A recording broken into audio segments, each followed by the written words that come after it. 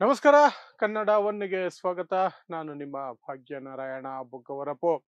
Iran ಮತ್ತು America, Israel ನಡುವೆ ನಡೀತಾ ಇರುವಂತಹ ಯುದ್ಧ ಏನಿದೆಯಲ್ಲ, ಅದು ಮೂರನೇ ದಿನಕ್ಕೆ ಕಾಲಿಟ್ಟಿದೆ. ಮೂರನೇ ದಿನಕ್ಕೇನೆ ಅಮೆರಿಕ ಸೈನಿಕರ ಹೆಣಗಳು, ಕಾಫಿನ್ಗಳು ಅಮೆರಿಕ ತಲುಪೋದಕ್ಕೆ ಶುರುವಾಗಿದ್ದಾವೆ. ಇದು ಅಮೆರಿಕಾಗೆ ದೊಡ್ಡ ಆಘಾತ. ಯಾಕೆಂದ್ರೆ ಅವರು ಇಷ್ಟು ಬೇಗ ಹೆಣಗಳನ್ನ ನೋಡೋದಕ್ಕೆ ರೆಡಿ ಇದ್ದಿರಲ್ಲ.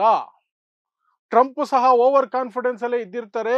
ಅಟ್ಲೀಸ್ಟ್ ಮೊದಲ 4-5 ದಿನ ಅಥವಾ ಒಂದು ವಾರ ನಮ್ಗೇನು ಆಗೋದಿಲ್ಲ.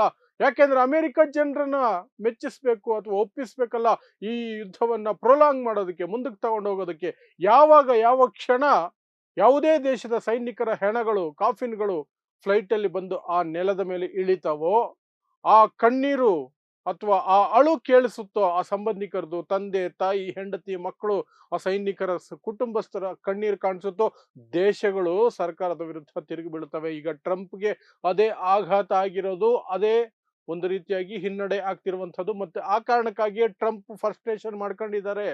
ಪ್ರೆಸ್ ಕಾನ್ಫರೆನ್ಸ್ ಅಲ್ಲಿ ಅದು ಎದ್ದು ಕಾಣ್ತಾ ಇತ್ತು. ಸೊ ಏನೇನಾಗಿದೆ ಈ ಮೂರನೇ ದಿನ ವಿವರಿಸುವಂತಹ ಪ್ರಯತ್ನವನ್ನ ಮಾಡ್ತೀನಿ. ಸೊ ನಿಮಗೆಲ್ಲ ಗೊತ್ತಿದೆ, ಇರಾನ್ ವಿರುದ್ಧ ಅಮೆರಿಕ ಮತ್ತು ಇಸ್ರೇಲ್ ಜಂಟಿಯಾಗಿ ಯುದ್ಧಕ್ಕೆ ಇಳಿದಿದೆ. ಖಮೆನಿಯನ್ನ ಕೊಂದೆ ಬಿಸಾಕಿದ್ರು ಮೊದಲನೇ ದಿನ ಅಂದ್ರೆ ಯುದ್ಧ ಆರಂಭಕ್ಕೂ ಮೊದಲೇ, ಅದೇ ಆರಂಭ, ಯುದ್ಧನೇ ಆರಂಭ, ಯುದ್ಧದ ಆರಂಭನೇ ಖಮೆನಿಯನ್ನ ಕೊಂದಿದ್ದು, ಇರಾನ್ನ ಸರ್ವೋಚ್ಚ ನಾಯಕನನ್ನ ಕೊಲೆ ಮಾಡಿದ್ದು. ಸೊ ಅದಿರ್ಲಿ ಆ ಕಡೆಗೆ. ಸೊ ಏನೇನು ಆಗ್ತಿದೆ ಈಗ ಮೂರನೇ ದಿನ ಅಂತಂದ್ರೆ, ಮೂರನೇ ದಿನ ದುಬೈನಿಂದ ಒಂದು ಸುದ್ದಿ ಬರ್ತಾ ಇದೆ. ಅಮೆರಿಕದ ಸೈನಿಕರು ಒಂದು ಹೋಟ್ಲಲ್ಲಿ ಇದ್ರಂತ.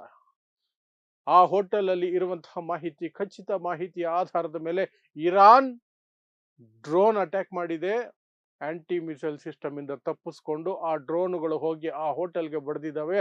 ಅಲ್ಲಿಂದ ಬರ್ತಿರುವ ಮಾಹಿತಿಯ ಪ್ರಕಾರ, ಇರಾನ್ ಹೇಳ್ತಿರೋ ಪ್ರಕಾರ, ಕನಿಷ್ಠ ಕನಿಷ್ಠ 40 ಜನ ಅಮೆರಿಕ ಸೈನಿಕರು ಮೃತ್ಯು ಹೊಂದಿದ್ದಾರೆ, ಸಾವಾಗಿದೆ. 40 ಅಮೆರಿಕ ಸೈನಿಕರ ಸಾವಾಗಿದೆ ಅಂತ ಮೊನ್ನೆ ಡೊನಾಲ್ಡ್ ಟ್ರಂಪೇ ಒಪ್ಕೊಂಡಿದ್ರು.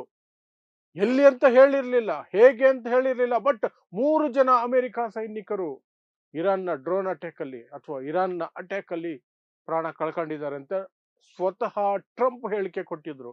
ಇದು 40, ಇನ್ನು ಕೆಲವರು ಹೇಳ್ತಾರೆ ನೂರಾರು ಅಮೆರಿಕ ಸೈನಿಕರ ಸಾವುಗಳಾಗ್ತಿದಾವೆ. ಯಾಕೆಂದ್ರೆ ಅರಬ್ ದೇಶದಲ್ಲಿ ಇರುವಂತಹ ಅರಬ್ ಕಂಟ್ರಿಗಳಲ್ಲಿ ಎಲ್ಲೆಲ್ಲ ಯುದ್ಧ ನೌಕೆ ಇದೆಯೋ ಅಥವಾ ಇವ್ರದ್ದು ಸೇನಾ ನೆಲೆಗಳಿದಾವೋ, ವಾಯು ನೆಲೆಗಳಿದಾವೋ ಅಮೆರಿಕದು, ಅಲ್ಲೆಲ್ಲವೂ ಸಹ ಒಂದು ರೀತಿ ನಿರಂತರ ದಾಳಿಯನ್ನ ಇರಾನ್ ನಡೆಸ್ತಾ ಇದೆ.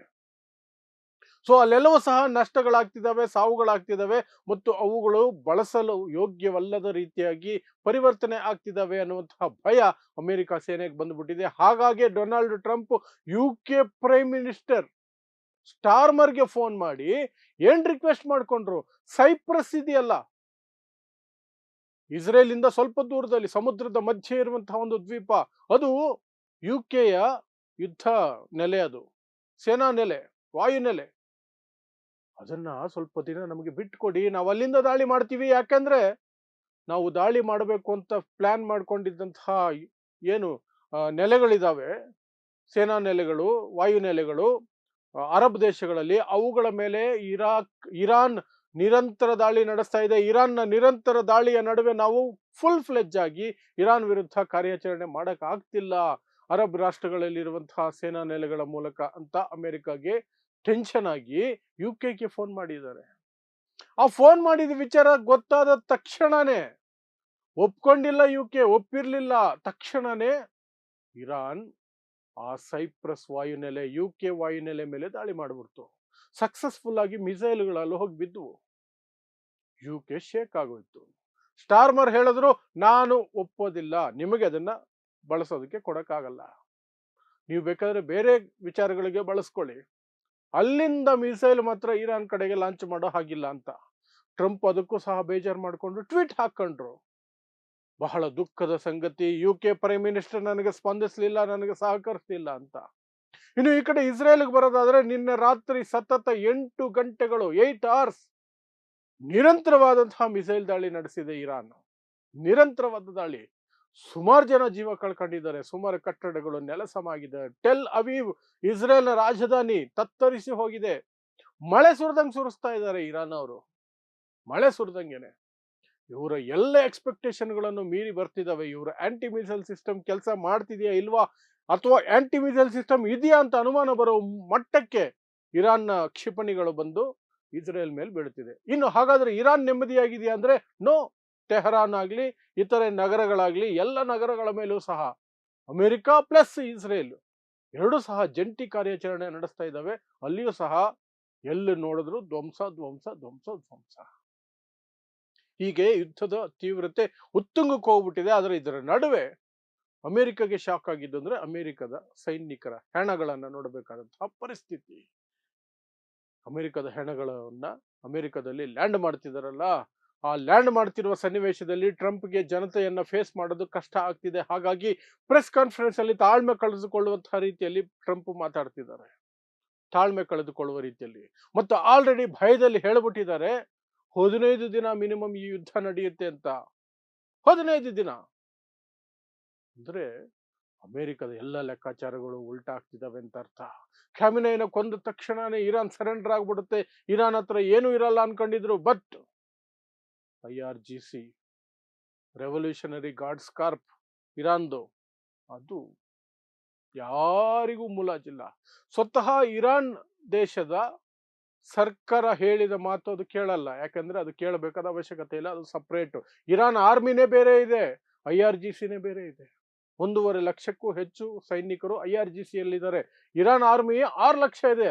ಬಟ್ ಇರಾನ್ ಆರ್ಮಿ ಕೈಯಲ್ಲಿ ಹೆಚ್ಚಿನ ಪವರ್ಸ್ ಇಲ್ಲ, ಹೆಚ್ಚಿನ ಮಿಸೈಲ್ಸ್ ಇಲ್ಲ. ಎಲ್ಲ ಕಂಟ್ರೋಲ್ ಇರೋದು IRGC. ದೇಶದ ಪ್ರಧಾನಿ, ದೇಶದ ರಾಷ್ಟ್ರಪತಿ ಇವರ ಮಾತು ಕೇಳಬೇಕಾದ ಅವಶ್ಯಕತೆ ಇಲ್ಲ. ಅವ್ರು ಕೇಳೋದು ಕೇವಲ ಸರ್ವೋಚ್ಚ ನಾಯಕನ ಮಾತು ಮಾತ್ರ ಕೇಳೋದು. ಸರ್ವೋಚ್ಚ ನಾಯಕ ಈಗ ಇಲ್ವಲ್ಲ. ಖಾಮಿನೈ ಹೇಗೆ ನಡೆಸ್ತಿದ್ದಾರೆ ಅಂದ್ರೆ ಸಾಯೋದಕ್ಕಿಂತ ಮೊದಲೇ ಪ್ರತಿದಿನ ಸಾವನ್ನ ಎದುರು ನೋಡುವಂತಹ ವ್ಯಕ್ತಿಗಳಲ್ವಾ.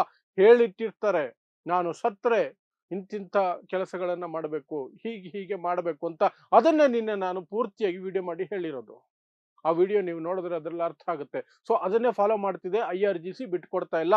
ಮಾತುಕತೆಗೆ ನಾವು ಸಿದ್ಧವಾಗಿಲ್ಲ ಅಂತ ಇರಾನ್ ಹೇಳ್ತಾ ಇದೆ. ಮಾತುಕತೆಗೆ ನಾವು ಸಿದ್ಧ ಇಲ್ಲ, ನಾವು ಪ್ರತಿರೋಧ ಹೊಡಿತೀವಿ, ಪ್ರತಿ ದಾಳಿ ಮಾಡ್ತೀವಿ ಅಂತ. ಸೊ ಈ ಕಡೆ ಅರಬ್ ರಾಷ್ಟ್ರಗಳು ಕಂಗಾಲಾಗಿದ್ದಾವೆ, ಇಸ್ರೇಲ್ ಕಂಗಾಲಾಗಿದೆ, ಅಮೆರಿಕ ಹೆಣಗಳನ್ನು ನೋಡುವಂತಹ ಪರಿಸ್ಥಿತಿ ನಿರ್ಮಾಣ ಆಗಿದೆ. ಇನ್ನು ಎಷ್ಟು ಹೆಣಗಳು ಬೀಳ್ತಾವೋ ಗೊತ್ತಿಲ್ಲ. ಇದರ ನಡುವೆ ಅಮೆರಿಕದ ಸೈನಿಕರು ಇರಾನ್ ಒಳಗಡೆ ಇಳಿತಾರೆ, ಇರಾನ್ ನೆಲದ ಮೇಲೆ ಇಳಿದು ಫೈಟ್ ಮಾಡ್ತಾರೆ ಅಂತ ಜೋಶಲ್ಲಿ ಟ್ರಂಪ್ ಹೇಳಿಕೆ ಕೊಟ್ಟರು. ಕೆಲವೇ ಗಂಟೆಗಳಲ್ಲಿ ಆ ಹೇಳಿಕೆಯನ್ನು ವಾಪಸ್ ಪಡ್ಕೊಂಡ್ರು. ಇಲ್ಲ, ನಾನು ಆ ಅರ್ಥದಲ್ಲಿ ಹೇಳಿಲ್ಲ, ನಮ್ಮ ಸೈನಿಕರು ಅಲ್ಲಿ ಇಳಿಯಲ್ಲ ಅಂತ. ಇಳಿದ್ರೆ ಏನಾಗುತ್ತೆ? ಅಮೆರಿಕದ ಸೈನಿಕರು ಅಥವಾ ಇಸ್ರೇಲ್ ಸೈನಿಕರು ಇರಾನ್ ಒಳಗಡೆ ಇಳಿದ್ರೆ ಸೈನ್ಯ ಬೇಕಾಗಿಲ್ಲ, ಜನನೇ ಕೊಂದು ಹಾಕ್ಬಿಡ್ತಾರೆ. ಅಲ್ಲಿನ ಸರ್ಕಾರದ ವಿರುದ್ಧ ಎಷ್ಟೇ ಅಸಮಾಧಾನ ಇದ್ರು ಇರಾನಿನ ಜನತೆಗೆ ಇಸ್ರೇಲ್ ಮತ್ತು ಅಮೆರಿಕವನ್ನ ಕಂಡ್ರೆ ಆಗಲ್ಲ. ಇಸ್ರೇಲ್ ಮತ್ತು ಅಮೆರಿಕ ವಿಚಾರ ಬಂದಾಗ ಎಷ್ಟು ಸಿಟ್ಟಿದ್ರು ಸರ್ಕಾರದ ಪರ ನಿಲ್ತಾರೆ ಅವರು. ಇರಾನಿನ ಜನ ಸರ್ಕಾರದ ಪರ ನಿಲ್ತಾರೆ, ಸೇನೆಯ ಪರ ನಿಲ್ತಾರೆ. ಬೇರೆ ಸಂದರ್ಭದಲ್ಲಿ ಬೇಕಾದ್ರೆ ಪ್ರತಿಭಟನೆಗಳನ್ನು ಮಾಡ್ತಾರೆ ಸರ್ಕಾರದ ವಿರುದ್ಧ, ಸೇನೆಯ ವಿರುದ್ಧ. ಬಟ್ ಇಸ್ರೇಲ್ ಮತ್ತು ಅಮೆರಿಕ ವಿಚಾರ ಬಂದಾಗ ಬಿಟ್ಕೊಡೋ ಮಾತೇ ಇಲ್ಲ ಅವರಿಗೆ ಆಗಲ್ಲ. ಇಸ್ರೇಲ್ ಮತ್ತು ಅಮೆರಿಕನ ಕಂಡ್ರೆ ಆಗಲ್ಲ. ಅವರಿಗೆ ಸಾವು ಸಾವು ಸಾವು ಅಂತ ದಿನ ಬೆಳಗಾದ್ರೆ ಶಾಪ ಹಾಕ್ತಾರೆ, ಘೋಷಣೆಗಳನ್ನು ಕೂಗ್ತಿರ್ತಾರೆ.